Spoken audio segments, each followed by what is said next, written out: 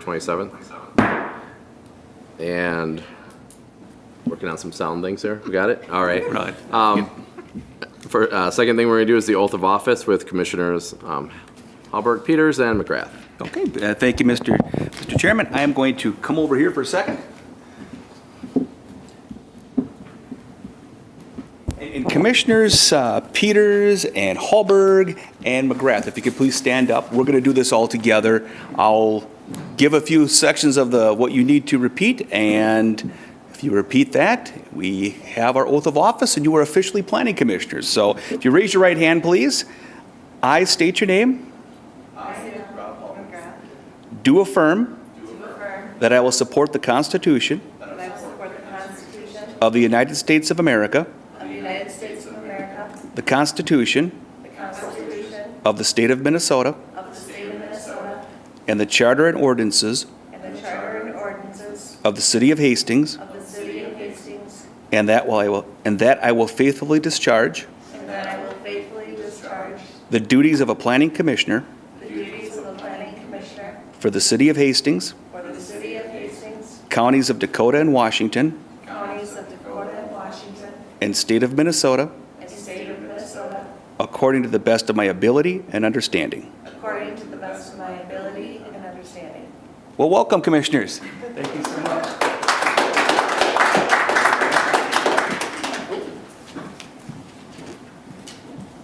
Okay, thanks, John. Commissioner McGrath, welcome. First meeting. It's our first meeting since November. Third item is election of chair and vice chair for 2023. John? Yeah, I'll give a brief introduction, Mr. Chairman, on this one. We do have the positions of chair and vice chair available for the Planning Commission. All planning commissions are eligible that have served at least 1 year, so that is everyone here, but Commissioner McGrath would be eligible to serve. We could take the nominations as a group or individually. Currently, we have serving as chair, we have Gino Messina, and as vice chair, Rob Hallberg. So I will open the floor up. All right, Commissioner Peters. I'll make a motion to have Chair, or Commissioner Messina as chair and Commissioner Hallberg as vice chair. All right, Commissioners, we have a motion for myself as chair and Commissioner Hallberg as vice chair. Further? Second? Second. Okay, Commissioner Braun on a second. Any further discussion? All right, if not, all in favor say aye. Aye. Opposed? All right, motion carries, and that was for both appointments. All right, thank you again. Next one, approval of the minutes from November 14th, 2022, 4 months ago. Any concerns or questions, comments, updates, anything from there? Okay, if not, we'll go ahead and consider those minutes to be approved. All right, next up is a public hearing. This is for an ordinance amendment for cannabis and hemp use, sale, and operations. John Hinsman. All right, thank you, Mr. Chairman. Let me put this up for display. And I'm going to switch around one more item here. There we are. So Planning Commissioners, tonight before you is a public hearing to consider an ordinance amendment for cannabis and hemp, a subject that we have been studying here over the last year or so with the help of our Public Safety Advisory Commission as well as our City Attorney Corey Land. Corey Land can speak much more clearly and much more knowledgeably on the subject than I can, so I invited her here tonight to provide some background explanation and what it is that we're looking to have a recommendation on. Again, Planning Commission's role tonight is to hold a public hearing and to make a recommendation on the potential ordinance change to the zoning code to the City Council. So at this time, I'll call up Attorney Land. So you can just there and there. Yep. Thank you, Mr. Chair, members of the Commission. First of all, invitation, just want to make sure is extended to attend the fantastic training on Thursday night. I know some of you have attended in the past. I have new material. So it's a new act, but I would love it if you could come again. I think sometimes it's just helpful to continue to hear the information, sort of just get your muscle memory on all of these kinds of complicated things that you have to dive into that are so important to your community. So I hope and invite you to come on Thursday night. I think it starts at 5:30. John has a fabulous dinner provided, so trying to entice you and bribe you a little bit. I'm sure we'll have treats too. I like to have some kind of we'll have caffeinated products as well as some sugar to keep you awake. So I hope you can come. Moving into proposed cannabis regulations. This is a very complicated and controversial topic. And so I appreciate the invitation that John extended because it's not something that's easy to try to get your head around in one sitting. So I appreciate what we're putting you through tonight. You can see in the memo, he laid out the history on how this has ended up at your table. So there is currently a moratorium in place. Any cannabis-related uses that existed as of the date of adoption of that moratorium were allowed to continue to exist but not expand. That's what a moratorium does. So no new uses, and no expansion of existing uses. So there are some places in town that are selling it today, a few that we're aware of. There may be more because this is a very unregulated area right now. But there is currently a moratorium. It does expire towards the end of March. So we're intending to have this sort of intersect, the final reading by the council intersect with the end of the moratorium so that it can be a seamless transition into what we're proposing. So as John mentioned, your role is the zoning regulations. We will also be introducing some licensing regulations to the council when it hits their table so they can look at the two together. So first of all, what's the difference between all these three things, hemp, marijuana, and cannabis? You hear these terms used, sometimes it feels interchangeably. And so I thought just a little brief, I'm not an expert, in no sense of any imagination am I an expert on this subject, but I know enough to, I think, explain it to you sort of in layman's terms, which is how I understand it. Cannabis is the plant. Hemp and marijuana are derived from that plant. So you don't have the plant, you don't have the two products. So you have hemp and marijuana out of the cannabis plant. Science doesn't care about the difference, but the law does. So hemp versus marijuana, science saying it's all from the cannabis plant. The law has made a difference between the two. And the difference is the level of THC. So the content of the THC that is derived out of the cannabis plant is what makes the legal difference between hemp and marijuana. The higher the THC, literally, the higher you can get. Pardon the puns, it's really unintentional. So the term hemp is used to explain cannabis, that the product that is derived from a cannabis plant that has 0.3% THC or less. Why is 0.3% sort of the magic number? Well, it was proposed by this scientist, Ernest Small, back in the 70s. He studied it. He knew there needed to be a difference between the non-drug species and the drug species, and in his expert opinion, 0.3% felt like the number. So he says it is kind of arbitrary, but it's an education, based on an education and his study of it, it felt like kind of the right differentiation between non-drug versus drug. It's sort of like a DUI. 0.12 used to be the legal limit, and then they lowered it to 0.10, and then now it's 0.08. So that has over time evolved into sort of 0.08 is the legal limit for being able to drive, or if you're over 0.08, you're considered intoxicating.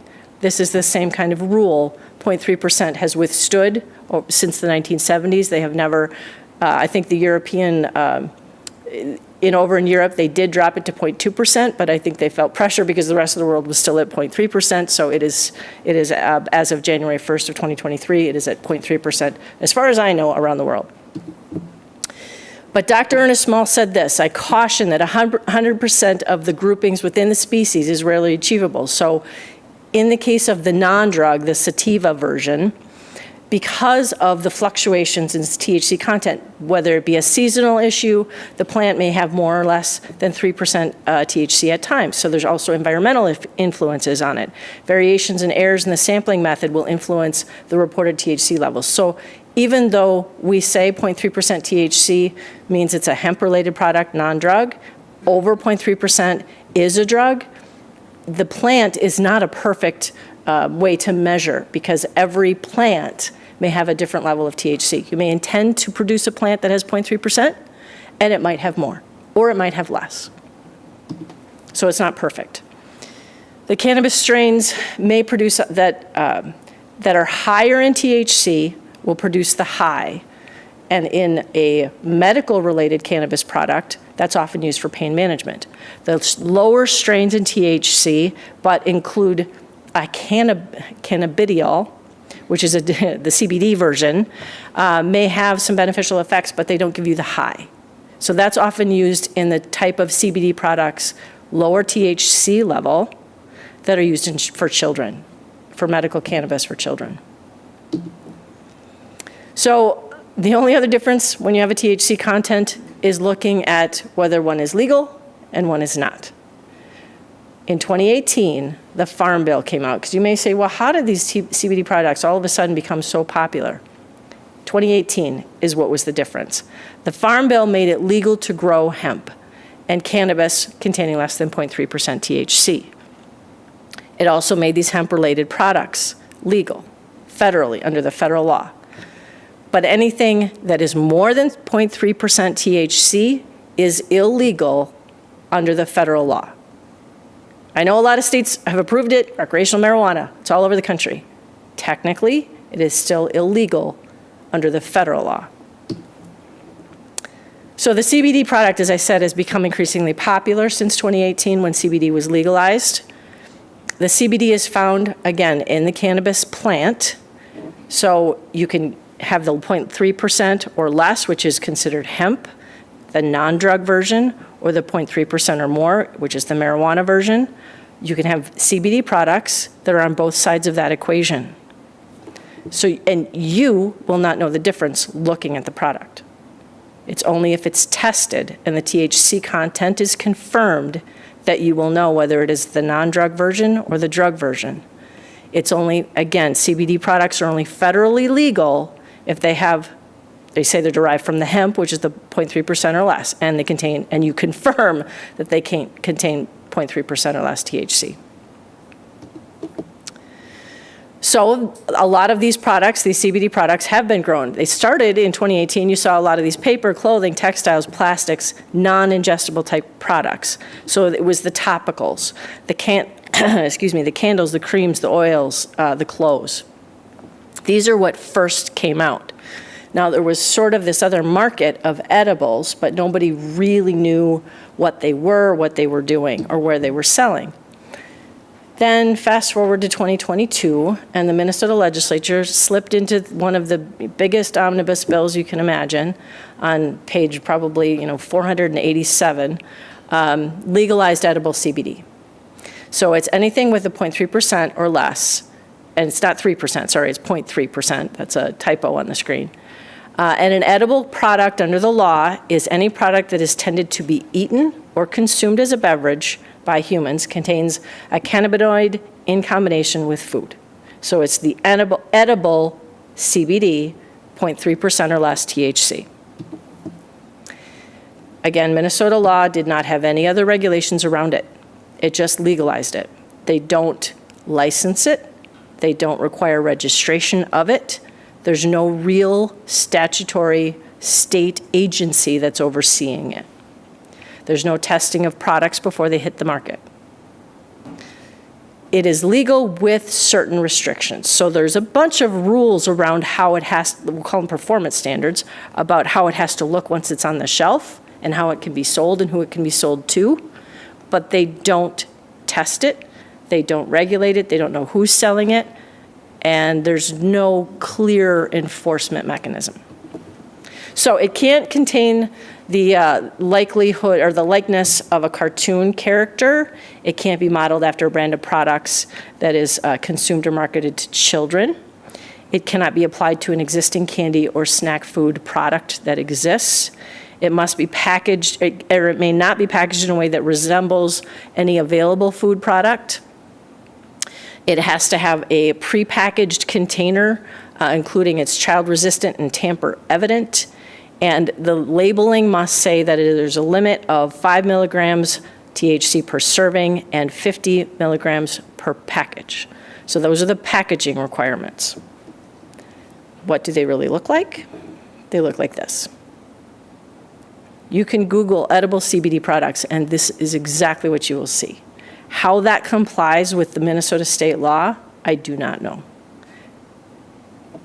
And as you can see, now these are not necessarily sold in Minnesota, but I do know there are many, many stores that are not following the labeling and packaging requirements.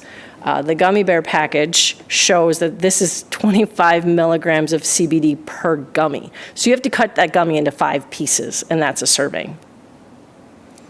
The one on the right is 30 milligrams per gummy. So those would not be legal in Minnesota. The beverages, there are CBD-infused beverages. Again, this is fine. They can be packaged like this. The 5 milligrams is 1 serving. That's fine. 2.5 milligrams per serving is fine. The 10 milligrams per serving and the can on the right, that would be then 2 servings. The law does prohibit the sales to anyone under 21. And AGE, the Alcohol Gambling Enforcement Agency, has said that these cannot be sold in liquor stores. They have some regulations around what kind of food products can be sold in liquor stores, and it has to be a product that can be added to liquor. These cannot be added to liquor. They are actually the product, and so they cannot be sold in liquor stores. Under the law, again, since there are no regulations, cities can zone them and license them for these CBD edible products.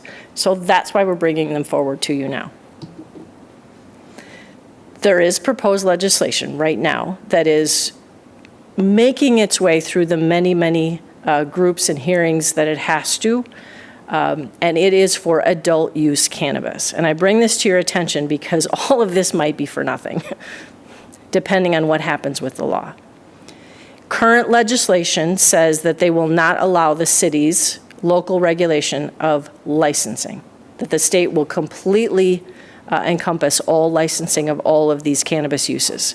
There is one version of the proposed legislation that says that the cities might be allowed to register these types of uses, but still not license them. It will not allow cities to prohibit any of these uses in their communities. It does provide for complete state regulations of adult use cannabis, including testing, licensing, and enforcing, and there will be an agency created to do that. It does allow local control for zoning, which is why the ordinance that's in front of you, as someone put it, why does this feel like a licensing ordinance? Because I don't know that licensing is going to withstand once the legislation, if it is approved this session. I don't think licensing will be allowed to have local control for, but zoning we can. And so I'm hoping that some of the zoning provisions will survive.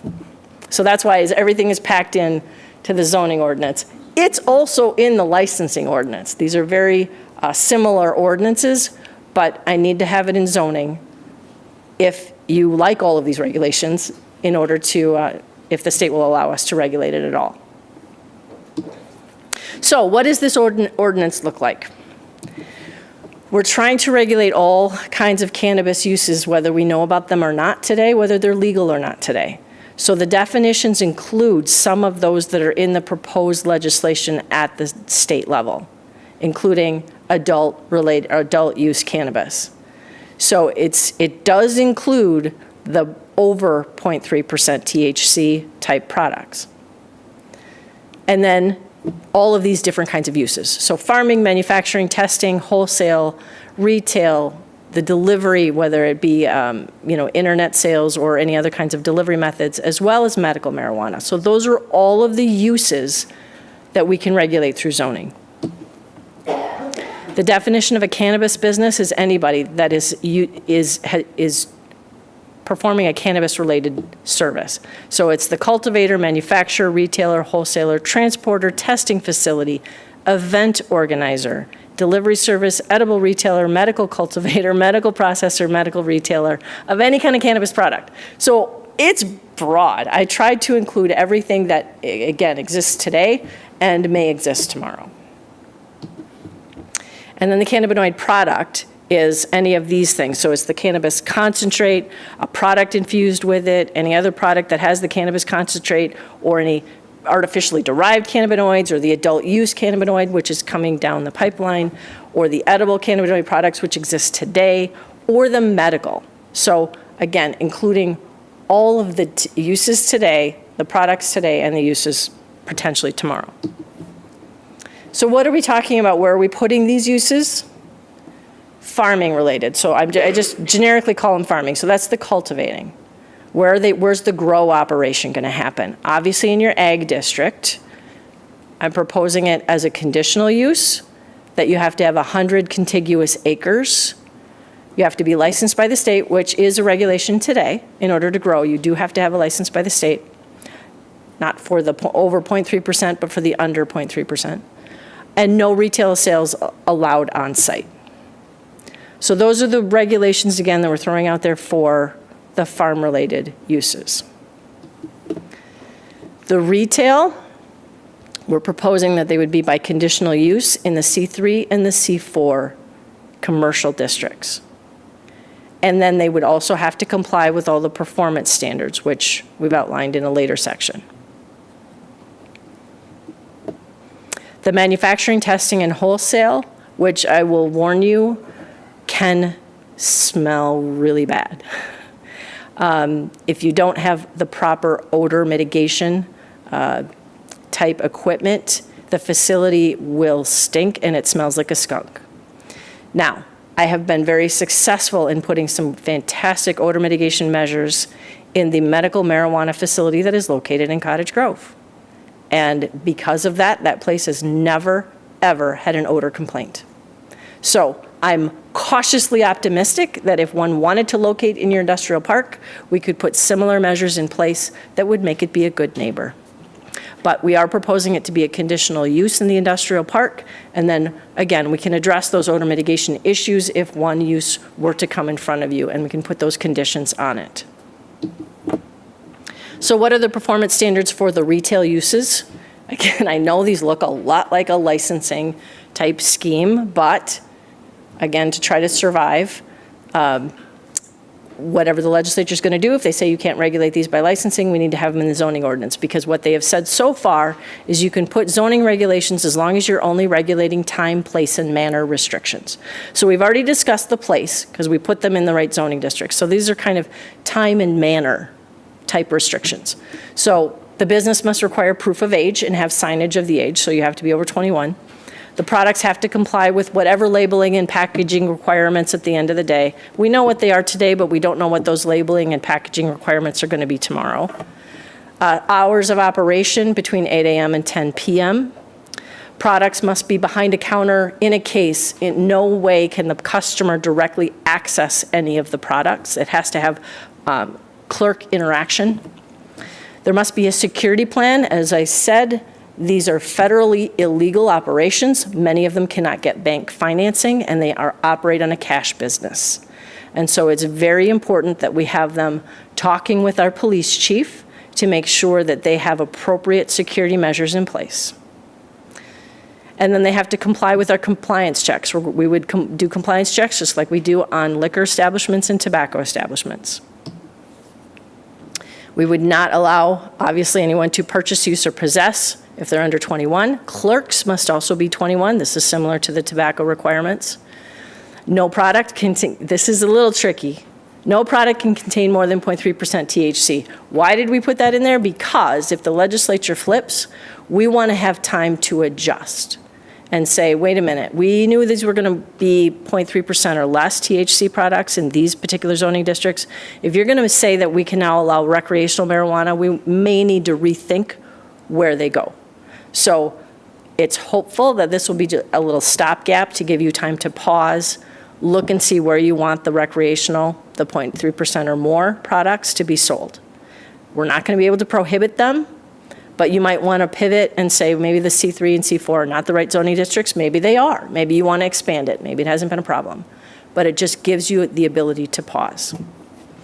Again, they would not be allowed to be sold by vending machine because that would not require clerk interaction. No mobile sales, so they couldn't be at special events. They couldn't be sold by the transient merchants or the peddlers.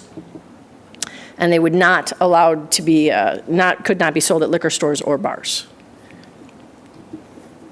So your focus is on the uses, the districts, the performance standards, to see if you think those are appropriate, and then make your recommendation to the council after having a public hearing tonight. So I did not make much of this up. I did look up, I have my sources from the internet. You know, Dr. Google is pretty reliable. I did vet a lot of the information with multiple sources just to make sure I wasn't making stuff up, but, so just so you know. So I'll turn it back to some of the performance standards to see what you think of them, and more than happy to answer questions from you. Okay, thank you, Corey, appreciate it. One quick question, when you say no bars, does that include restaurants that have a bar in them? How does that? Any on-sale liquor license. So if it's a restaurant that has an on-sale liquor license, they would not be allowed to sell these products. Okay. Commissioners, I'll open up to any questions. I actually did see the city council meeting where you introduced this several months back, so I was kind of ready for it, and I know there was a lot of good questions there that were answered. So I'll go ahead and defer to my fellow commissioners for any questions. Commissioner Tyken? Thank you, Mr. Chair. Couple questions. So first of all, is there any chance that what we're doing tonight could be considered licensing and get challenged? I would consider these manner restrictions. Okay. So I think, you know, again, many of them, we can say, you know, sales between 8 a.m. and 10 p.m., that's the manner in which they're being sold. So I think we can justify many of these requirements. The only one that, again, I think is perhaps suspect is the no product that's more than 0.3% THC. Again, because the legislature may say you can't limit that. Okay. How does this compare with alcohol standards from alcohol stores? It's closer to tobacco. Okay. You know, with the products being behind a counter, having to have clerk interaction, clerks have to be 21. So this is, a lot of these ordinances are mirrored after tobacco ordinances. Okay. Actually, that answers my other question, so that's all I have for now. Thank you, Mr. Chair. Okay, thank you. Commissioner Halberg? So my question about it has to comply with labeling and packaging requirements and also compliance checks. Who's going to be doing the compliance checks? Is that local police? Yeah, Or it city will- staff? Or? We believe all enforcement, I mean, we would treat it just like tobacco and liquor. So the enforcement would be done by the local police department. Okay. Is there a reason about the 8 a.m. to 10 p.m.? Again, trying to mirror it after tobacco stores. I think there are limits of hours of operation on in many cities. So just try to keep it in daytime hours. Again, a lot of it is the security issue.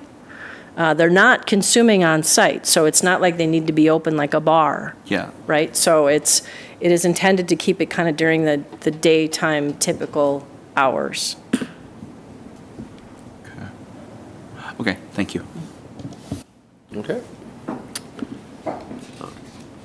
Commissioner Peters? I was curious what other cities are doing, and if this proposed ordinance is reflective of any local communities or what the feedback has been from other cities that have maybe already adopted an ordinance, a zoning-related ordinance on this. I can tell you cities are all over the place on regulations. I do represent several other cities in Washington County, and the zoning ordinance regulations are much skinnier because we weren't, at the time, they adopted them last fall. And so we didn't know what the legislature was going to do. And now that we know this proposed legislation is coming, I'm trying to be proactive. And so I'm actually adjusting one of the other ordinances now in one of the other communities, again, to try to get ahead, if that's even possible. I feel like I'm throwing a dart at it, in the dark. But if possible, to try to put some regulations in place so at least the legislature could see what you were thinking and maybe it would be upheld, or a court of law for that matter. So you can see, this is what we intended to do. This is why we felt a need to regulate it in this way, so that it would be upheld. Out of curiosity, were we able to determine a breakdown in both the C3 and the C4 districts as to what, or how many businesses are currently selling CBD products?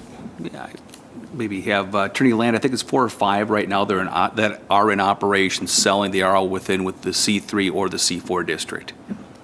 Total.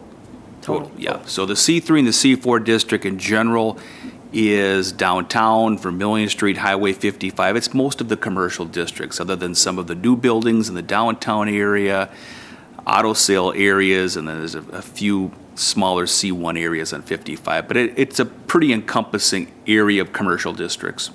Okay. Now, the one thing I may point out that is not in your ordinance, that is in many, many other cities' ordinances, and actually is in the proposed legislation that would be allowed for zoning regulations, is distance from certain other uses, like schools, parks, and playgrounds.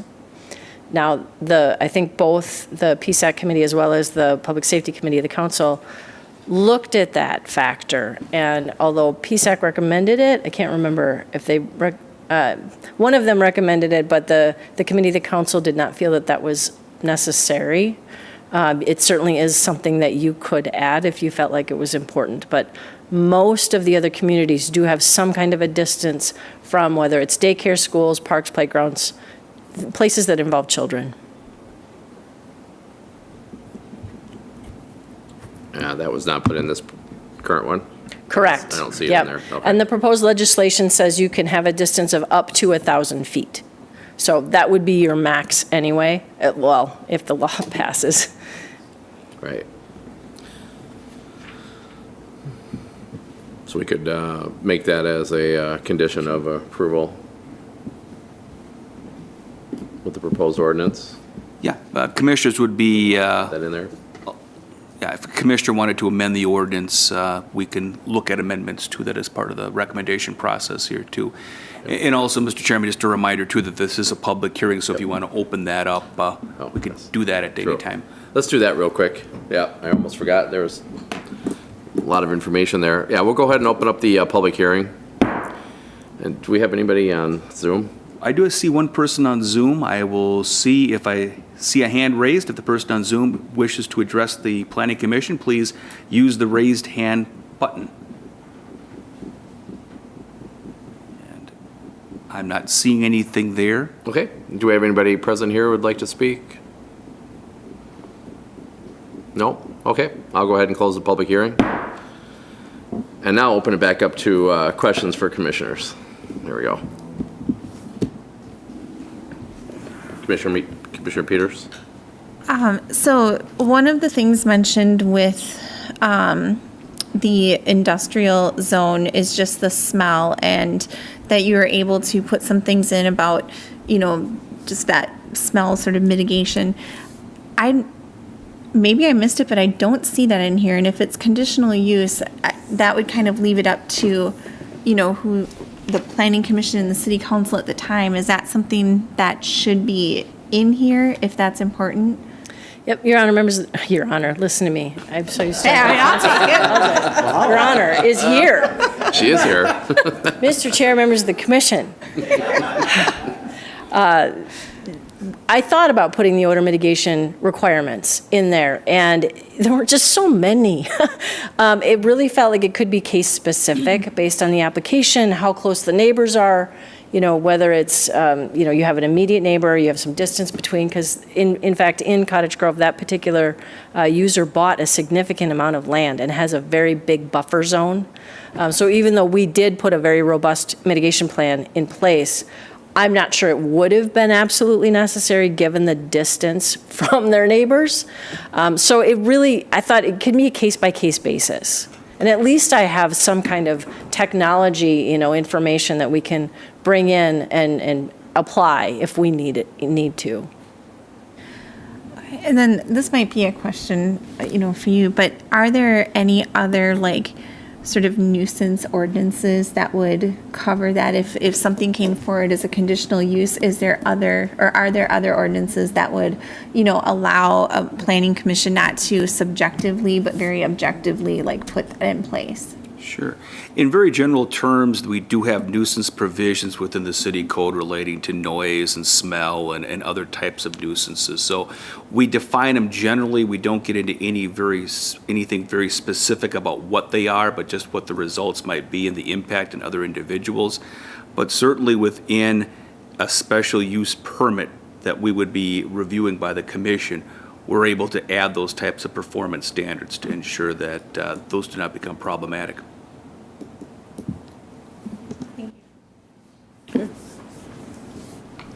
Commissioners, any other? Commissioner Tyken?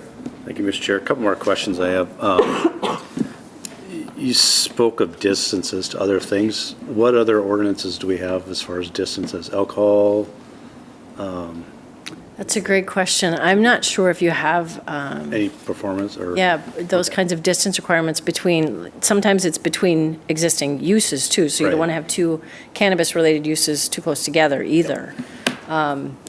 But I don't know if you have those kinds of regulations in place now. Yeah, I believe we have some distance requirements under our adult use ordinance, but I don't think we do for anything else related to alcohol or tobacco, no. Because, when I looked at this, I originally kind of compared it to alcohol sales, but it's kind of alcohol and tobacco, a mixture of both. But I think, we should treat it the same as we do those other businesses, regardless of, the medium for the effect. My other question I wrote down, is there obviously they can't sell alcohol, is there anything else that they can't sell in that store? So it's pretty much whatever they want? Any retail store, other than a place that has an on-sale or off-sale license. Okay. Any retail that's in the C3 or C4 business districts could sell So Walgreens, a small, for instance, a small kiosk or the entire store. Okay. Yeah, so honestly, if we're not treating anybody else, I really don't see the need to put distances in. Yeah, so that's all I have for now. Thank you. Thank you, Mr. Chair. You're welcome. Commissioner LeBron? Could you expand a little bit on I noticed that, so it's C3 by C4 district by special use. Could you expand a little bit on, I guess, why we would need to have it by special use? Well, again, I think it relates to where it's going to be located in the C3 and C4 business districts, whether it's adjacent to residential uses or a park or a playground. If you're not going to put distance requirements in there, there might be some screening. There might be, again, additional security measures that might be appropriate. I always like to have these kinds of, I like to start conservatively with these uses. If they turn out not to be a problem and someday you decide to make it a permitted use, great. I would rather start cautiously and then see how it plays out in the end, as opposed to being less restrictive in the beginning and then finding out there's an issue and you can't deal with it. So, a conditional use at least gives you a lens to look at it. Maybe there are no conditions that need to be put on it, but it gives you the opportunity to evaluate it on a case-by-case basis. Sure.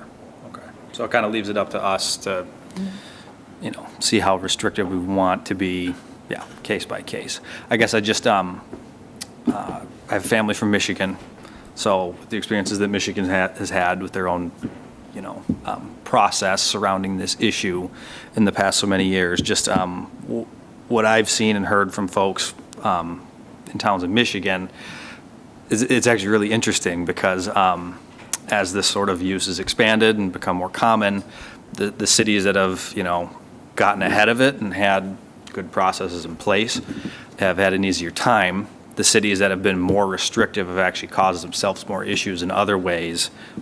Because they're so restrictive, there's a pretty big demand for this sort of thing. Sure. As it becomes legal, so the traffic issues, the law enforcement issues, just the amount of people you have going to the very few locations that they allow end up causing more issues than the actual allowance of, sales and use. So just something to keep in mind as we move forward, but I think this seems to cover it, and we'll take it as we go. Okay, thank you. Commissioner Peters? You noted that, or I thought one of you noted that there are currently maybe some businesses that are C1 that are selling is that accurate? Commissioner, I don't believe there's any businesses in the C1 district. All the Oh. businesses that are selling right now before the moratorium are either C3 or C4 zoned. Oh, okay. I was just curious, like, what would happen to those Okay. businesses? Because I wasn't seeing a pathway for them to continue to sell. But if that's not the issue, then In your opinion, what's the one factor that would push this over into a license category? I'm kind of curious as to what the legal opinion on that is, or what your legal opinion is on that. What keeps it from being a license? In zoning, your only mechanism is to hold another public hearing to revoke. So if there are violations of any of the conditions that you were to put on it, or any violations of your performance standards, we certainly have administrative citations now, which are helpful to try to get the attention of these businesses. But if you would have to literally bring a hearing, or the council would, to revoke a conditional use permit, and that's a land use right, as opposed to a license, which the council can, again, they have to have a hearing, it's not a public hearing, and you're not taking away somebody's land use. So there are differences, and I think the zoning regulations are allow them much more entitlement because it runs with the land. So a license doesn't. If you go out of business, or that license is gone. Sure. Okay. Thank you. Very helpful. Commissioners, any other questions? Okay, if there's no questions, do I have a motion on the table? Commissioner Tenkin? Thank you, Mr. Chair. First of all, thank you. That was very helpful, and I learned more than I really probably needed to know, but now I understand all this, because I had no clue before what the difference between CBC and all this, or CBD and all the other things were, but, so thank you for that. And as I looked at this, we do it for alcohol, we do it for tobacco.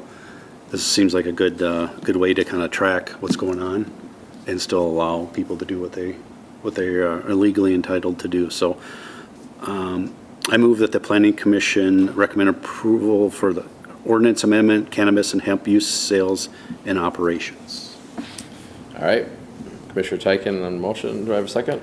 I'll second. Commissioner Halberg on second. Any further discussion? I do agree. Corey, thank you very much. Excellent presentation, very well put together, easy to understand, easy to follow. Thank you. No further discussion? All right, all in favor say aye. Aye. Opposed? That motion carries. Okay, and the recommendation from the Planning Commission will go forward to the City Council next week on March 6th, where they'll be conducting a first reading, which is generally a consent agenda item, and then action by the City Council would occur on March 20th. Thank Okay. you. Thanks, John. All right, next item. Thanks, Corey, appreciate it. Next item, concept plan review for Walden at Hastings. And, I'm Oh, there's John. electrical changes down here, and okay. We'll be boom. Taking a technical I moment. think we're there, yes. All right. Planning Commissioners, as you know, we've had some conceptual plans available for what's being termed Walden at Hastings, which is a concept plan for the development of about 71 acres located generally at 316 and Michael Avenue. So tonight, what we're conducting is what we term a concept plan review, which is an opportunity for the developer to share the concept of the project for you and to offer a preliminary guidance, essentially kick the tires a little bit on this development. There is no formal action related to this tonight. There will be several formal actions that will take place in the future as this project moves along. There is also a companion item related to this called the annexation of the land, which is something that is handled directly by the City Council. That is the incorporation of this land from Marchand Township into the city of Hastings. That is an item that the City Council reviewed, held a public hearing on in 2021 with a former concept plan, tabled that item at that time, gave the direction that when a new developer and a new concept plan was developed, that they would re-look at that issue. So long story short, they are going to be looking at the annexation request coming up next week on March 6th. But prior to that, we wanted to have the opportunity for the Planning Commission to be able to review this item, because they will be looking at detailed items of this as it goes forward. Going forward from here, there will be an environmental assessment worksheet that'll be completed because of the number of units that are part of this development. That includes things such as environmental concerns, traffic concerns, noise, pollution, those types of items. So there's a checklist of items that will need to be conducted, and that review would move forward. And then we have the specific land use entitlements, the preliminary and final plat, the site plan, the rezoning, the land use changes, all that officially would be done. I will preface this by saying when the council takes a look at the annexation next week, all they are doing at that point is physically changing the boundary of the city of Hastings to include this property. Property would still be zoned ag, and that change would have to take place later on with public hearings that would take place before the Planning Commission and City Council. So with that being said, I want to turn it over to the development team here. We have Rick Harrison of Rick Harrison Site Design. Rick has tremendous experience in designing subdivisions, some innovative items that he puts into subdivisions, which we'll share with you tonight. And then we have the development team from Land Equity over here. We've got Chris Beadle, and then we've got Jeff. So we will turn it over to Rick at this point, and we'll go from there. Thank you. And I look forward to being in front of new Planning Commission members. So what we do is we kind of teach people the ideas and the concepts behind the plans that we design. And that's what this presentation is going to be about. That's one of the big things that home buyers today, they want is walkability. And what we found when designing neighborhoods is you really can't create truly walkable neighborhoods if you design the streets and then the lots. The walks end up being just parallel to the street and an afterthought. So we've got 70 acres, 71 acres, but 53 of it is buildable. The rest of it is lowlands or coulee in the preserve. And it's flat. There's an advantage to a flat site, and that is the trails and the walks are very easily walkable. You're not walking up and down slopes. And so we determined a destination on the southeast part of the site where we put a park, and then the northwest part of the site would connect to the existing trail system. There would probably be another trail along Great River Road as instead of putting it in the road, maybe we could swing it into the development, so it'd be a lot more pleasant.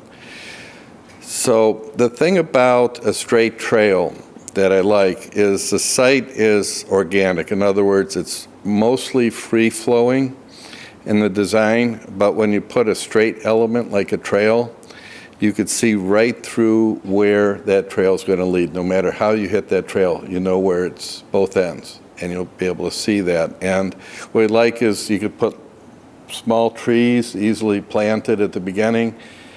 20 years later, they become a canopy, and they become a feature that'll be there for a very, very long time. So the various forms of housing and the secondary walks all tied to this trail system. It becomes the theme of the neighborhood. And this is very, very similar to all the developments that we design. And then that trail eventually leads towards the end, which would be a park overlooking the coulee at the edge. So the various forms of housing is all connected. So drivability, every street maintains flow. So as you enter, we don't have a lot of stops and turns, and that allows people to drive easily through the neighborhood. And also any T intersections are on the outside of a curve to help with sight distances. In higher traffic area, pedestrians cross it one way, so it's a little bit safer. And that's also very typical of all of our designs. And you'll see we've done about 1,600 of these neighborhoods in 48 states and 16 nations now. It all came down to about 30 years ago, we discovered a new geometric model for growth. And that we call that coving. In the neighborhoods that we design, we discovered that if you set the homes further back in a certain pattern and set the streets a certain way, we could reduce the street length in a development typically 25%. Everyone's different. This one's probably more like 15%. But when you could reduce the streets 25% to maintain density, you have a lot more space for people. And it's a different geometric model than looking at everything at the minimums and creating cookie cutter. I'm not going to go into a big diatribes on how that works. We have a book I'm glad to share with all of you. The typical pattern of growth, when you look at your minimum setbacks, your minimum this, your minimum that, is the engineer will typically lay it out and squeeze every possible unit. It does maximize density, but it also maximizes the street length. So this other pattern will, in this case, it increased the lot size by 40%. It lost 2 units. It's almost the same density. Streets went down by 42%, and you end up with a spectacular neighborhood. Now, that one we designed 25 years ago. It's still spectacular today. Here's another example of how minimums work. When you look at a cul-de-sac and you have your 60-foot radius of Minnesota, and then you put your homes at 25-foot setback, you're only going to get 4 homes or so. And then you get this massive of concrete that snowplow operators are going to take out the mailboxes and put it right back in all your driveways. And then a sidewalk to nowhere. So what if we just made everything bigger? It's unintuitive. If you make things bigger, you would say you're going to lose, but not necessarily. This is what we discovered. So if you go one way with that street, which people are going to drive anyhow, you'll have less pavement. You pick up a park in the middle. The walk can go through the neighborhood. It could be also alternate emergency vehicle, and the snow is pushed into the island instead of everybody's driveways. So when you look at the number, you have double the amount of premium lots, so you need less cul-de-sacs to have more premium lots. You don't need to fill up the site with cul-de-sacs. Less impervious surface, and it's the exact same density. Now, how is that possible? When you think about it, the standard cul-de-sac produces a very pie-shaped lot. By making everything bigger, we have less waste. So we run with the numbers, and then we find out the optimum. This is very unusual because of those 1,600 neighborhoods, maybe 10 of them are life cycle. So I want to talk a little bit about life cycle. It provides for housing for every stage of life. First-time home renter or buyer, and then through the whole pattern. That's life cycle. I only have one other in Minnesota right now, and that's in Maple Lake, going through the approval process. It expands the choices far beyond a typical subdivision. This person's building apartments, this person's building duplexes. It has pretty much all of it. And so it's creating more of a holistic solution. And the reason you don't see them as developers, they're a single-family developer, or they're an apartment developer. That's what they're going to have. Well, this development group, this is their dream, and it's the proper thing to do. It's an association-maintained community, so everything's association-maintained. Phase 1 is approximate. That changes a little bit if we bring in the apartments in right away and the different users, but this is approximate Phase 1. I want to talk a little bit about reverse transitional zoning. This is another thing we discovered. The typical suburban zoning will put the highest density, lowest price housing along all of your arterials. And then you'd go to the next price point, the next price point. And who gets the great views? The only people with money, which is the least density along the best views. So you put the most people along the most noise, and that's not really functional. So we reverse that. So we want a low-density feel at the entrances, not a high-density feel, so the development looks and feels lower density than it is. And we don't have a finite straight line between this use and that use, so it blends more. So we have the apartments in the back. Those units have the most people overlooking the open space. And it puts it far away from the highway, so you wouldn't even see that building from the highway and the neighbors. Typically, that would be at the entrances of a development. That's how traditional zoning goes.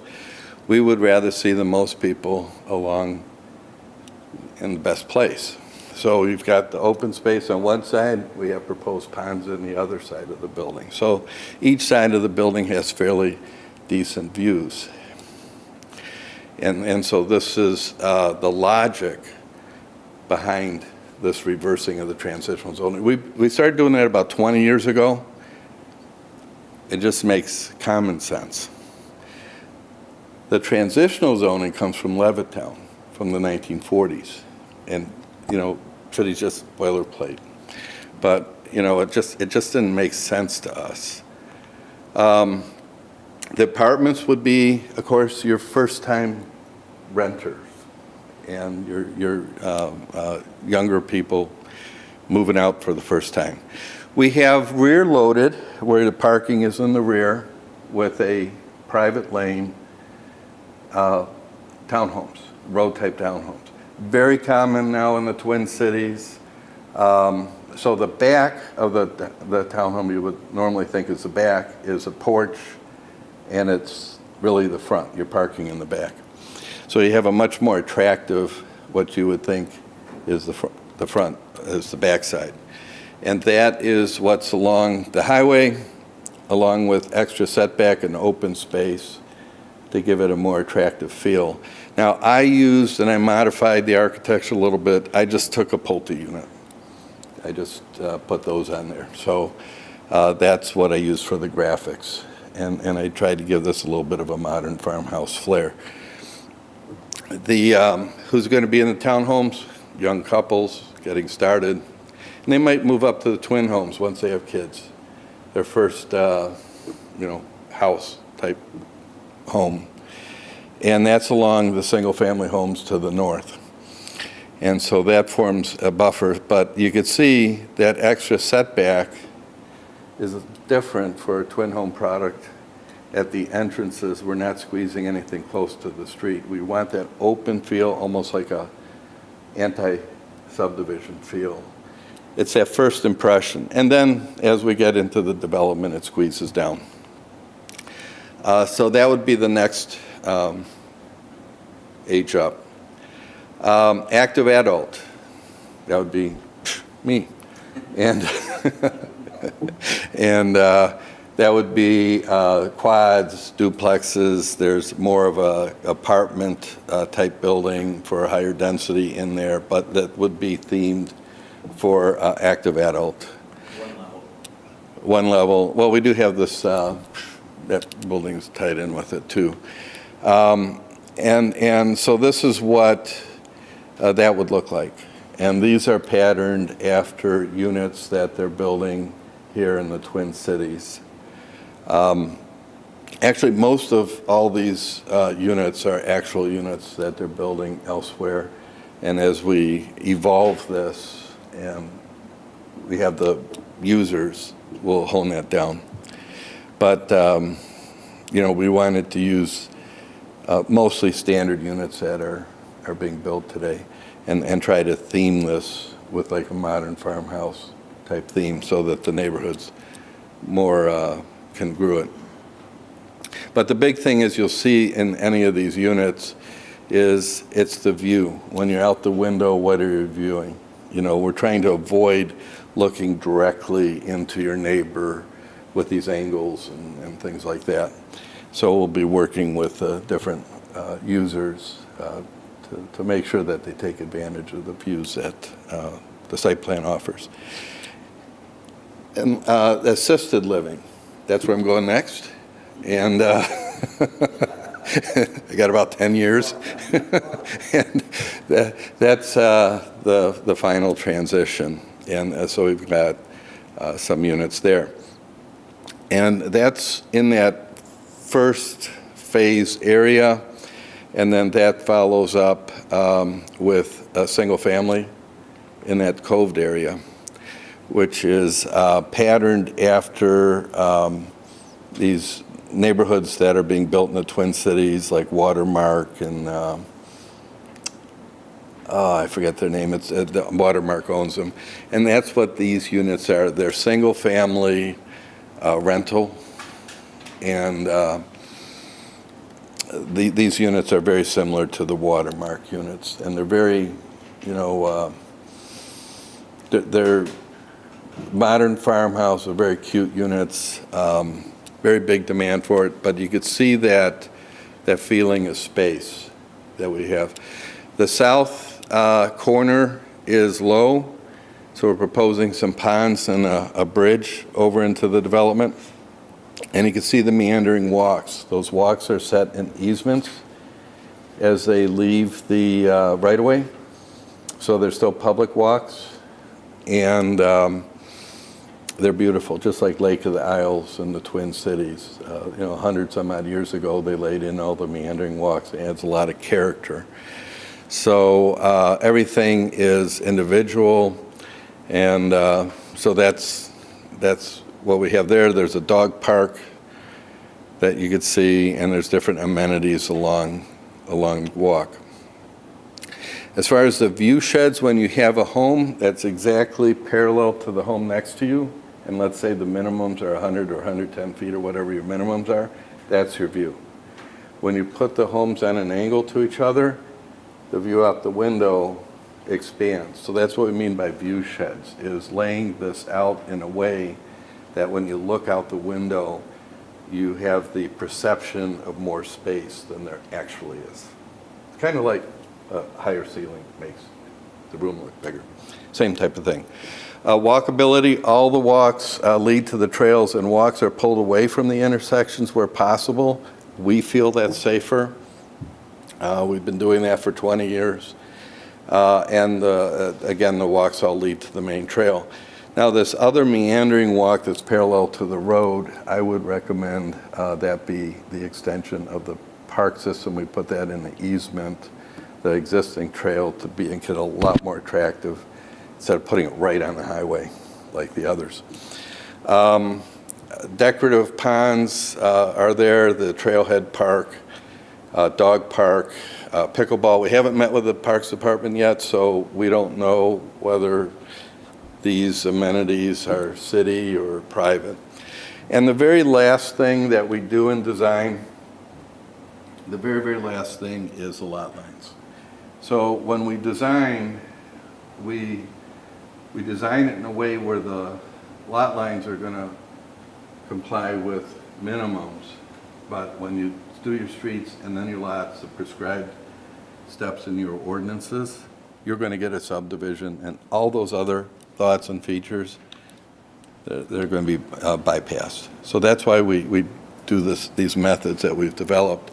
Low impact, when you look at the total 54 acres, and every man-made item, we're 34.5% impervious surface.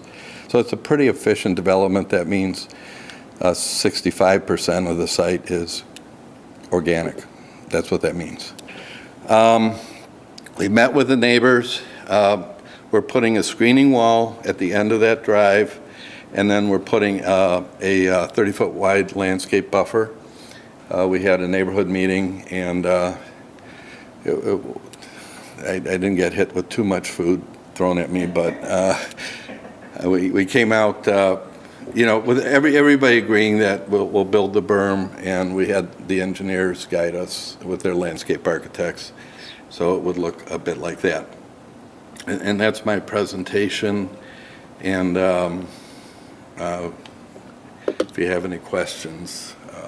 But I wanted to explain the logic behind what we were doing, so not just this is this minimum and this is that minimum. Okay, Thank you. So Commissioners, just a reminder, this is just a discussion only, no approvals being made tonight, no decisions being made tonight. I was at the neighborhood meeting, so I had a preview of this, as was Commissioner LeBron. John was there. Commissioner McGrath, you weren't here when we saw the original proposal last year. So just a little background on it. The original proposal was 160 single-family lots, if I'm not mistaken. Developer backed out of it. So imagine when I saw this for the first time and we were at 3 times the amount. So I was all on board with the 160, and then I saw this. And so it's a lot to digest, a lot to think about. So here we are. So preliminary discussion. First, Commissioner McGrath, go ahead. Is the proposed land, I suspect it's somebody that owns that private land, it's private landowners now, or what is the land use now? John can expand on that a little bit. Yeah, sure. The land right now is owned privately. It's Best Development Company that owns the property. Land Equity has a purchase agreement to purchase that property and then to develop it. So they're working on their entitlements for what the city would allow them to do. Then they would presumably finalize the purchase of that property, and then we'd come forward with the development. Okay, thanks, John. Commissioners, any other? Commissioner Tyken? Thank you, Mr. Chair. You mentioned Watermark. Is that in Emerald Grove Heights? Yeah, That Yeah. new community they're putting in now? yeah, I forget what they call it. It's right across from the Holiday. Yeah, I learned a lot. I have a development of my own that Watermark was going to go into, so I learned a lot about their process and everything. They do a good job. And then, I know that was some 3D game or VR thing that you came up with 30 years ago or 20 years Yeah, ago, yeah. whatever. You mean But this the- thing? Yeah. Well, I saw when you were going through your little planning thing, that was up there, but the ponds, I mean, they would be styled to prevent sediment and all that, John, I'm looking at you. Correct, yeah, they would be designed to meet our stormwater requirements, which would be for sediment control and rate control. Okay. They may design them in a certain manner in which they may maintain water, they may not maintain water, but our foremost requirement would be from a stormwater management standpoint, and then they're free to add other features to them as they see fit. Okay. And then, I know you had like pickleball and dog park, but is there any community buildings as part of this? Like a community hall or, Not at this time, but that may change, okay, depending on who the end buyer is. These are 5 distinct neighborhoods that could have 5 different buyers or 3 different buyers. And so we're in discussions on that. And you're talking about a swimming pool that would be private. or like a community hall where people get together. And we also are talking, we have yet to talk to the, other than informally, the director of Park and Rec to get a flavor as to what the city Right. issues are for public and versus private. So, do you want me to go up to the, yeah? Do you Yeah, want me but you want him to come up? Yeah, can you come up to the microphone? Step up, Just so yeah, every- just a little bit, because so everybody when can we're hear having you. this conversation, people at home can't hear. Yeah, thank He you. has additional questions for you. You said, I wasn't expecting to speak tonight, so I went to wear my Canadian tuxedo. At any rate, to answer your question again, is there going to be any community, private community things involved, which would be like a swimming pool or workout area that you'll see in some of the built-to-rent neighborhoods, which is kind of a new term for a lot of people, built-to-rent, not built-to-own, but built-to-rent, where a whole community is designed as a rental, and it's the best investment pretty much worldwide that every large hedge fund wants, but where are you going to find a 100-lot development that has nobody in it, you know? The benefits are tremendous for the city, and it's what people want. We talk about demographics, you know, for a project like this. I just learned this recently. I always thought, you know, the largest demographic in American history would have been baby boomers, which I am part of.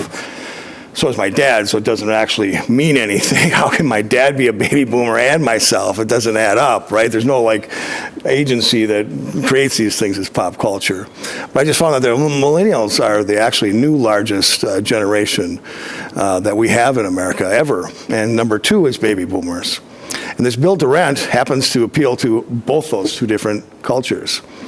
Not everybody's American dream is home ownership anymore. That's the way it was for baby boomers. But now that they've lived that American dream, they don't want to mow their lawn anymore. They don't want to do all that. They want to be able to have the freedom to travel and to do all kinds of things. Millennials, God bless them, have a whole new idea. There's many differentiations between any generation, but millennials, I believe 30% say they'll never own a house. We talk about the American dream for a millennial. If you look at 2008, American dream was a nightmare for them. Their house was foreclosed on if they're like a lot of people, and mom and dad were fighting, and they had to move to a new school, and that was not, so they've grown up different than a lot of us have. Anyways, the goal for our city is to provide housing for everybody, and life cycle housing does that. You mentioned, Gino, a little bit about density. That project that was before us is the exact same house, exact same lot size, over 154 lots or whatever. That would have took 5 to 6 years to finish, and you would have been taking care of just one demographic of this city, and that's it. And, I think much of our culture, if you look at social media, people blame social media, and it's part of it, but, if you have any disagreement with anybody, you're a horrible person. And I avoid social media because it's just so visceral. But I think a lot of it has to do with traditional zoning, and that we put a certain income. We only grow up around people we know that are exactly like us.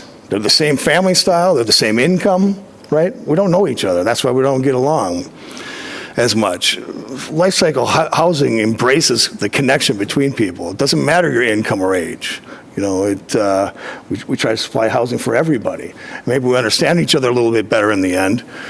That's a long answer for a community development thing and a community swimming pool. However, that's some of the background, and we were told not to speak too long tonight, and I respect that. First of all, thank you for doing what you do. The other question I had was, you said there might be up to 5 different owners? Say that again, sir? I thought you said when you were sitting down that there might be up to 5 different owners? Of the final owners of the different projects. So like the apartment building might have one? Absolutely, because, So it won't be managed by the same? There'd be different management. There'd be one overall management, and we can talk about that more in the future with the big presentation. Okay. Yeah, but there's one general overall, community agreement, and then there's individual ones within that. Gotcha. Yeah. And then the last question I have was, by putting the high density at the back, what's that traffic pattern look like? I can answer that. Single-family homes are going to have the highest number of trips, and apartments are going to be, and especially seniors, going to be a low number of trips. So I don't see a big traffic situation. We've done these before. It's not like a city or urban densities that we're proposing on this. It's one building. And do you have any of these in Minnesota built yet? Sounds like you have one going through the process. But. There's individual neighborhoods, but not together. It's nationwide, being embraced by every side of the aisle as the way to go. We don't have, I could talk about why the housing crisis and why we don't have this, but that's a long discussion. I, again, don't want to get into it tonight. But in terms of flow, we're not required to bring in a second entrance. We did that on our own, unlike the first developer. That's expensive. That also, that costs a housing traffic study, but it makes sense to have, I think. And so we've tried to get ahead of it. If done right, there's plenty of money, in this business, in the right market, where we don't have to put in the bare minimums to make it work. And so we try to go up front, which is maybe not always the best idea in terms of negotiation, is to do everything right in the beginning, but that's how we've chosen to do it. And so. I can answer that a little bit. About this life cycle neighborhood. We've got one right now. It's 70 acres in Maple Lake that's going through the process. And we have a lot of larger developments, much larger, that has every housing type, like a master plan community. But it's so rare to get a developer that we work for as a planner that has a compact site that's willing to do every different level because, to their credit, Jeff's credit and Chris, it would be easier for them to just say, we're going to do all single family and here's your builder. Yeah. And so the process is more difficult, but the end solution is a much better solution. You just don't see people doing this. Well, and Mr. Chair, that's my thing is when I saw it like you did, I'm like, whoa, what is going on here? But I hear your concept. I like the sound of it, but it'd be nice to see it in, or hear from people where you've actually built it and what that looks like. So I think, you know, when something like this comes back to us, it is such different from the normal planning standards that it'd be nice to talk to people. I could tell you similar, like Boulder Ponds and Lake Elmo, you've got empty nester housing, you've got family housing, and then you've got a senior building in there. But it's not truly life cycle. Right. We have because this adds apartments, we have apartments, twins, towns, right, in rentals. the same neighborhood. So we have some that are mixed. Pulte's Prior Lake development has townhomes and twin homes and single family. Both of those are all built out. Both of those were designed. To me, it's the 5 years concept ago. too, right? Where it's like you designed it, where all different views and we kind of have these different lot layouts. The cul-de-sacs are different. It's just not what we're comfortable with because it's not the way we've seen being built for generations, right? We understand that. so It's it- new, and it's I just not like to hear new. from somebody and not be the guinea pig in Hastings of like, this is what we built. I could give similar, but this has taken it to the next level of. So this is different- something new, that one in, the other one that you're going through the concept building? I can, The one in the concept has senior and apartments, so Okay. it's true life cycle. You've got the first-time home buyers, you got the last buyer, so it goes through life cycle.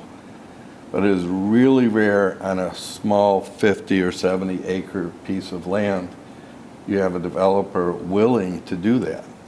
Because it's a whole lot easier for them to say, hey, Just let's make a put bunch of 200 lots. twin No, I get homes it, on I get it. well, there's another factor too. I've been doing this, this is a weird business that I'm in, and old kids, think, well, when I get older, I want to be, a land developer. They probably don't say planning commissioner either, or city, city planner, but they certainly don't say land developer. And this is a business that you're mentored in. And that's how you get in. There's no college course. We're not overseen by any association, no licensing, unusual business. And developers are one-horse ponies. Well, they're either residential for sale, they're built to rent, they're senior, or they're multifamily. I've done all of it. I started when I was 24, and I've done 105 projects, and this 106 tonight. Because of that background, I'm comfortable to do all these things. The housing crisis that you've read about, you've talked about, it's real. It's worse than it's getting worse all the time. This interest rate doubling in 6 months, people are still aging. They're not buying, but their life is changing. Millennials are thinking about getting married and having kids. They're going to be having a housing change necessary soon. Baby boomers are also looking at a change soon. Now, so as the interest rate has stopped residential development pretty almost completely, we haven't changed. We're still evolving. And so it's just getting worse, not better. And so this is addressing that. And the League of Minnesota Cities supports this kind of housing, but it's rare because, again, if you'd have to get 5 different developers typically to do this, and we don't get along with each other that well to begin with, and so we don't even hardly know each other. So I could also add, in my neighborhood, I'm in St. Louis Park, life cycle. We have Jones Harrison, where my in-laws passed away at Jones Harrison Senior Housing, walking distance from ours, walking distance to apartments, walking distance to parks. That's really the ideal on a city, to be walking distance between all those. And Jeff knows, I have a small little 520 acre piece of land in Rochester, in the city of Rochester. And that'll be life cycle. But by the time that gets built out, I'm going to be 95 years old. So I'm going to be in that senior building. You So hope. it's different. This is compact enough to where it will happen fairly quick and you can walk. It's not like my development a mile down the street's going to be the senior. And the nice thing, when we had my in-laws in Jones Harrison, is we could walk to visit them. Yeah, it's like that. And that's oh, Yeah, I just want to get some additional questions. I was at the Absolutely. neighborhood meeting, so. Okay. Yes. We're going to have plenty more time for You're right. discussion on all that. Absolutely. I just want to make sure we get to all the questions in a reasonable amount of time, Certainly. because we do have people who are also tuning in, so. Commissioner Hopper, go ahead. Thank you, Mr. Chair.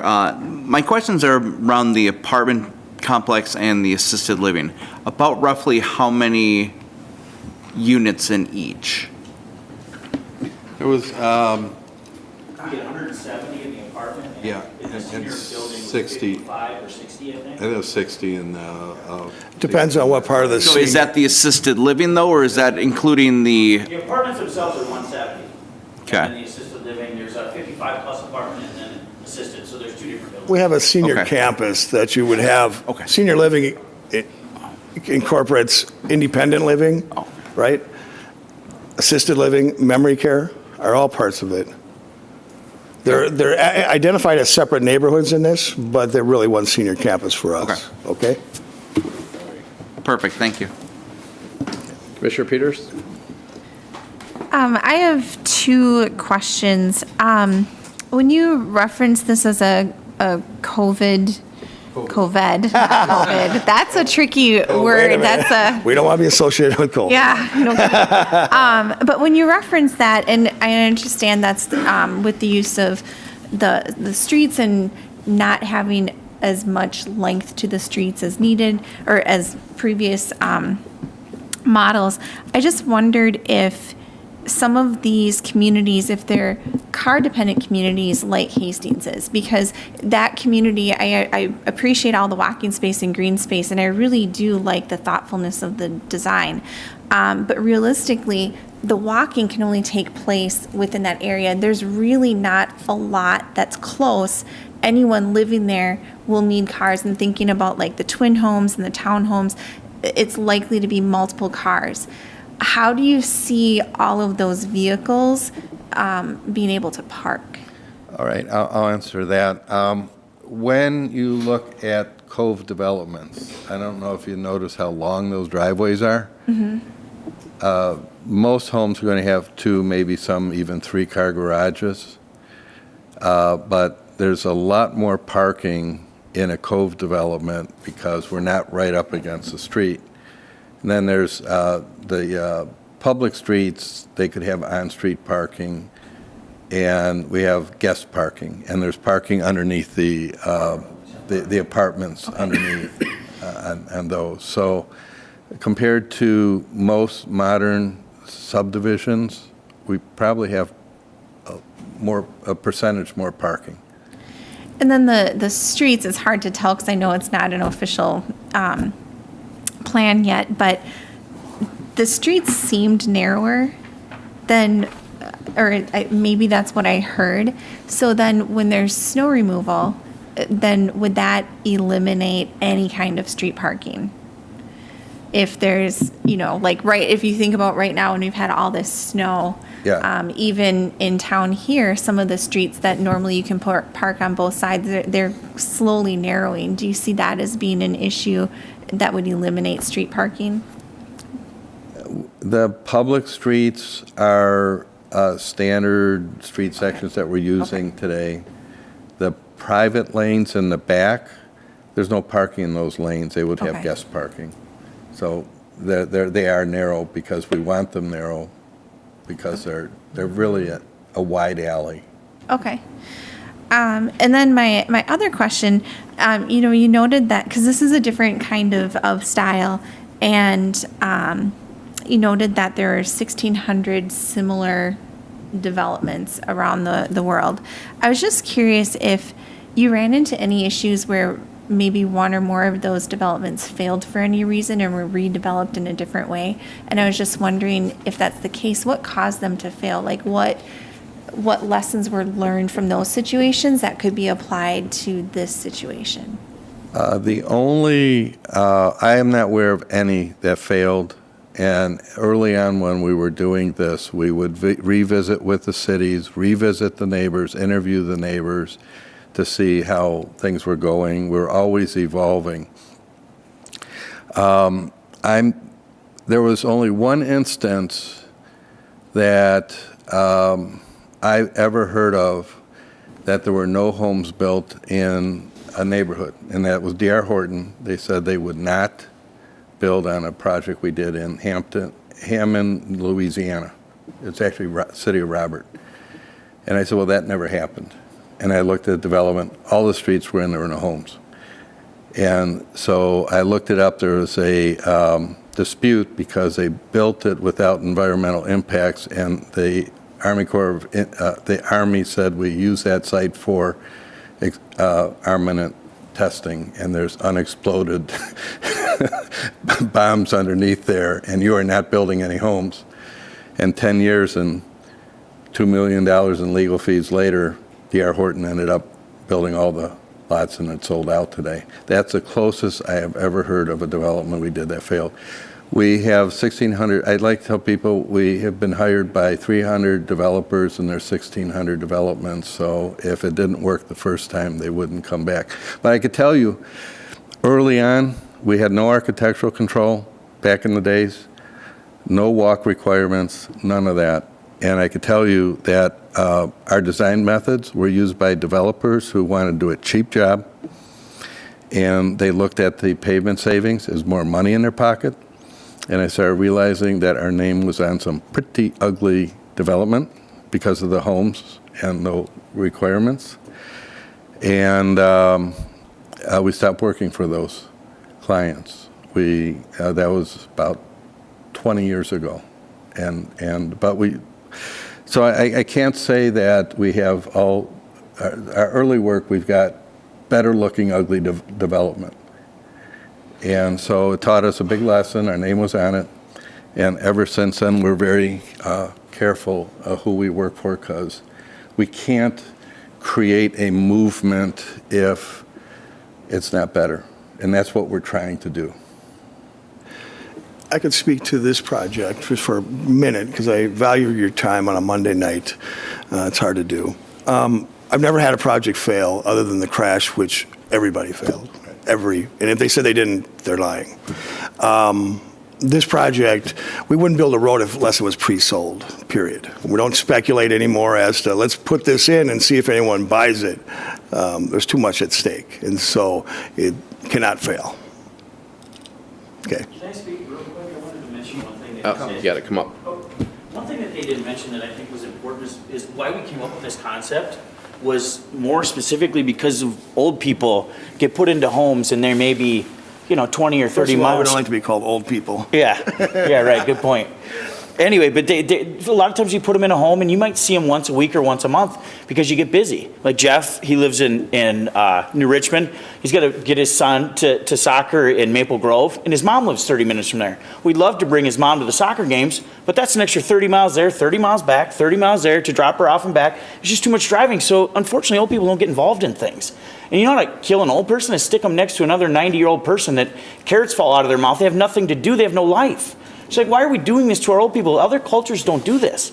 So we're like, why don't we put these inside of the developments where people can live by them? I mean, if you have a mom and dad who drive across the country and move to LA where they don't want to be to live next to their kids and grandkids because they want to see them, you think in the end of their life they want to be stuck in a home? They don't. So that's how we started it, was trying to come up with that concept, so. And we're passionate about the senior thing because we're living it. I'm older and my mom is still alive. And what he's referring to is I'm not a bad person. I love my mom. But it is, to have her go to one of my son's football, not soccer. I just need to bring it back in a little bit. All right. Sounds good. I apologize. We're here for the zoning and planning portion All of right. this particular Please go on. Yeah. thing. We're not here to, this concept is already out there, so I'm not worried about the details of the concept and so forth and so on.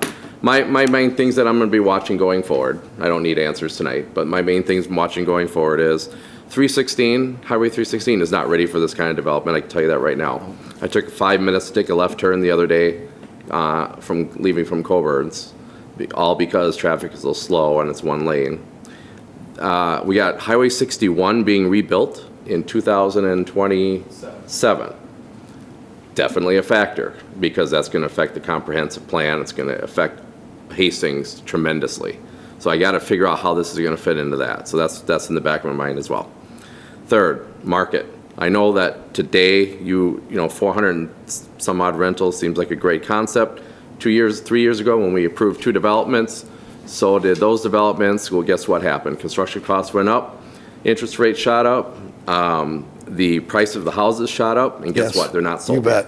Okay, so now, well, hold on. Oh, yeah. So now we got a lot of empty lots. Yes. So back in my mind is, we fast forward to 2 or 3 years from now, from a planning and zoning perspective, and I say, hey, we just went to a medium density from a low density, and now guess what? We have all these rental units now ready to go, and nobody's renting them. What's the plan? What's the alternative? I don't need to know that tonight. Understood. But that's going to be in the back of my mind going Thank you. forward. A lot of those questions are actually in this report already. I just wanted to highlight those questions from a zoning and planning perspective. The concept is ambitious. I'll say it. It's ambitious. But for that area, it's so drastically different than where it's abutting to. I mean, we're going from a low density to a medium density to, whoa, okay? So those are the things that we are looking at from a planning commission perspective. Understood. The concept, we get the concept, we get the age in place, we get the life cycle, we get the housing, we get the, grow here, live here, parents here, you only have to walk 5 minutes. We got all that. But from a planning perspective, what we're looking at is, does it make sense for it to go from a low density to a medium density? And is this in the plan, will this work based on what we know is coming down the road in 3 to 4 years for our city, which is a huge change. I mean, Highway 61, I just watched that the other night. That will change this city like you have never seen before. And right now, 316 is not designed for a potential of 1,200 to 1,300 more cars coming onto it, regardless of what the modeling is. I drive it, so I know. I come back from Red Wing, we slow down, it takes me 10 minutes just to get what used to take me 3 minutes. So there's a lot of things in the planning part of it that are more than just the concept itself. So that's kind of where I am on it. As far, I don't need to Thank you for sold your- on it. thank you for that. But you guys, that's what we're going to be looking at going forward as we move forward, not the concept itself per se. Yes, you have a lot of things to hammer out. I saw it in the report. Thank you. There's like 20 different questions in there that are really good questions. And I think a lot of the residents have questions about that. But the question we take up here as a planning commission is, does it fit? Does it make sense? We're not looking at the concept quite yet. I'm just looking at, does it even make sense for this particular area? Understood. Going forward, that's what I'm looking at. And so I know you kind of came back at the 160 versus 400 plus. But then, of course, that's 160 units, of which maybe 2 cars per unit, that's maybe whatever. Now you've got 460 some odd units. And seniors do drive, by the way, okay? Of course. And old people like me do drive. Right. And so, so I got to think about it. There's a lot to Understood. think about very early in the process. So, that's where I am on that with my mindset. So I want to get my other fellow commissioners. Do you have any other things to note for John or regarding where you are or what you're thinking? Nope. Not. Okay. So we have a lot of things to think. I mean, it's very early in the process. But Commissioner those Messina, if things I may have to say, be- look forward to addressing all those things. They're legitimate questions. There's a traffic study being done. I don't think you can do a more intense and more detailed one. I don't think we mentioned earlier. Right. And so I look forward to addressing each and every one of those. Yeah, so that's where I am on that. So it's really early in the process. I mean, everybody thinks the concept is ambitious for sure, but the infrastructure, I don't know if the infrastructure is there, to be honest with you, at this point. So that's just my only concern. And so, Yes, understood. yeah, so. Commissioners, any other questions? And I'm assuming we have additional meetings. I mean, this is very will, early, yeah. right? John, can you kind of outline where we are in the process? Sure. So bring everybody up to In the speed. outline of the process of where we are in the turning of dirt for homes, I'll say beginning, and we're about there at this point, Okay. very towards the beginning. City Council will review the annexation request, which will be the land coming into the city as agricultural, no changes to that. After the environmental assessment takes place by the developer, which will occur after that annexation, then there'll be applications coming forward to us to change the land use of the property. The comprehensive plan, changing it from low to mid-density, and rezoning of the property, and then potentially some of the plats and site plans that would either come at that time or perhaps separately. So there'll be more and more detail that comes forward on this. The environmental assessment will provide us some details pertaining to impacts on it, which may answer some of the questions you have pertaining to the transportation end of things, which seems to be a pretty consistent concern among folks. Okay. Yeah, and, And one thing I will add to that, Mr. Chair, too, is with these different aspects of approvals, they will be prefaced by public hearings that'll be sent out, mailed out to individuals within 350 feet. So the same people that were notified of the neighborhood meeting and of the notice that I sent out pertaining to tonight and the city council action coming up on the 6th. There'll be public hearings that'll take place at those different aspects of approvals that come up in the future. okay, thanks. Yeah, and I like the addition of the berm, but, you know, a berm is just a aesthetic item. I have to think about the residents and what they're going to experience once, if something were this high density were to be built just south of their property. It's not just a berm covering what they see, it's the experience they have using the Highway 316, gaining access to their property from the back. Because I did drive it. I couldn't get back there because of the snow, but I did drive as close as I possibly could I wanted to see some of the things that they mentioned at the neighborhood meeting. And so that's going to drastically change some of their experience as to how they enjoy their property, regardless of whether you put a berm or a fence or whatever it might be. I do know from an overhead view, and I drove back there, so I was able to kind of see visually what they were talking about, because I had a really hard time figuring out some of those residents that back up. And of course, we've got 2 or 3 houses on the other end of it too that are, I mean, right smack dab in the middle of this. That's always the case in every Yeah, development. right. You never have one sitting all by itself on an island. So Right, come on. exactly. So there's a lot of moving parts to this. The concept itself, I think, is ambitious. I don't think anybody up here disagrees that it's unique. But we have to really think from a planning and zoning perspective as to whether it fits or not at its current design for this property. That's what our purview is here. And we're going to let the Understood. city council do their Understood. thing with the annexation, and we're going to let city staff do their thing with making sure that everything is done on it, and then make our decision at that point. So that's Understood. kind of We're where looking we are. forward to having these discussions in the future. And I want to welcome the new members tonight. I've done a lot of these Monday nights. We get paid for it.